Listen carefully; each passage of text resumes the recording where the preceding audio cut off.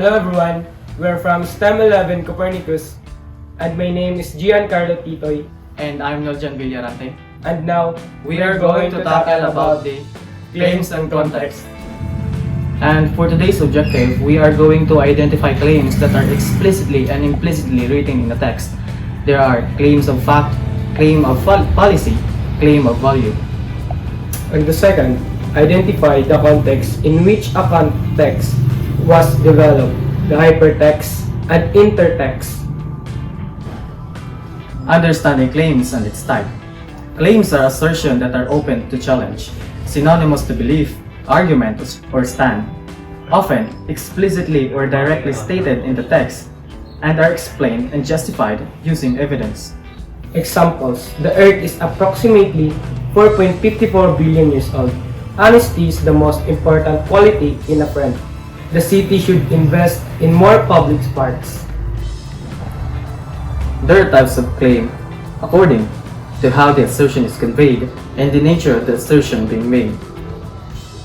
First, let's tackle all about the assertion is conveyed.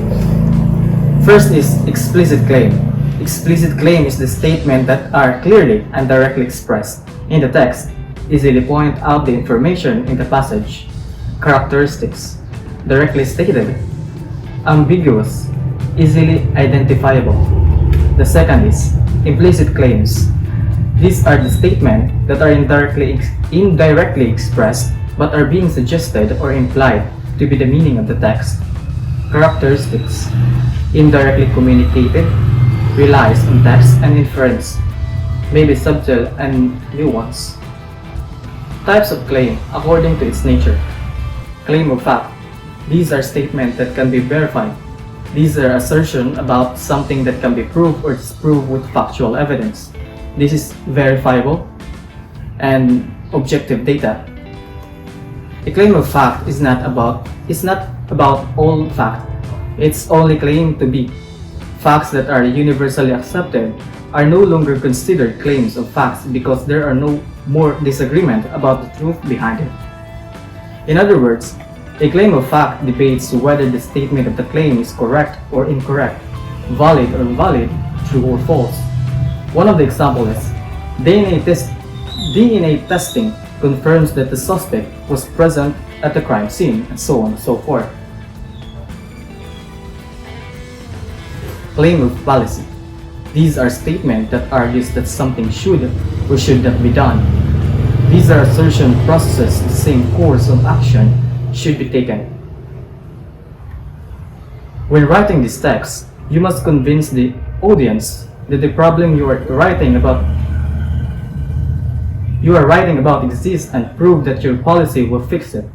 It is also called the problem solution techniques because it claims a problem and proposes a solution to it. One of the examples is the government must increase funding for public education. The last one is claim of value. These are statements that judges whether something is good or bad. These are assertions challenges the reader to accept or reject the argument based on subjective judgment. This claim is often influenced by morals, beliefs, and preferences. The center of argument in a value claim is over the criteria used in making the judgment. One of the examples is, these restaurants provide excellent customer service. Understanding context, hypertext, and intertextuality. Context. It is defined as the social, cultural, political, historical, and other related circumstances that are surrounded the text and form the terms from which it can be better understood and evaluated through hypertext and intertext. Context refers to the comprehensive set of circumstances and factors that shape a text creation, encompassing the author's background and intentions, and the overall purpose of the text. Essentially, it is the surrounding environment and provides the necessary background for a complete and accurate interpretation of the text's meaning. Hypertext is a nonlinear presentation of information using links that allow readers to navigate through related content. Number 2, it enhances engagement by incorporating multimedia elements, making reading a dynamic experience. Number 3 is the World Wide Web is a global hypertext system that enables users to access interconnected information. Number 4, the term hypertext was coined by Ted Nelson in 1965. Hypertext features and advantage of hypertext. Number 1, user control. Readers can navigate information freely, creating personalized learning experience.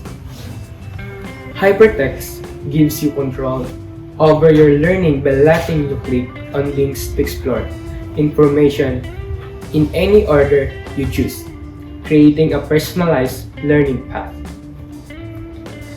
Hypertext features and advantage of hypertext. Number 2 is the nonlinear structure.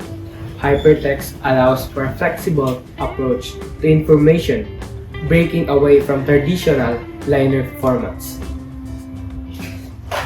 This feature of hypertext means you can explore information by clicking links and jumping between topics, rather than reading in a strict sequential order. Number 3 is the critical thinking. Engaging with hypertext encourages users to analyze information from multiple perspectives, fostering deeper understanding. It encourages you to explore information from different angles, prompting you to analyze connections and form your own opinions, leading to a deeper understanding. Intertextuality. Number 1, intertext was derived from Latin intertexto, intermingle while weaving. Intertext or intertextuality is technically defined as a process of text development that merges two more processes such as imitation and creation in doing a text. Number 3 refers to the process of creating a new text influenced by existing text involving imitation and creation. Number 4, it can occur through methods such as retelling, quotation, allusion, and pastiche. Lastly, the concept was first introduced by Julia Kristeva in the 1960s, building on ideas from Ferdinand de Saussure. Types of intertext. Obligatory.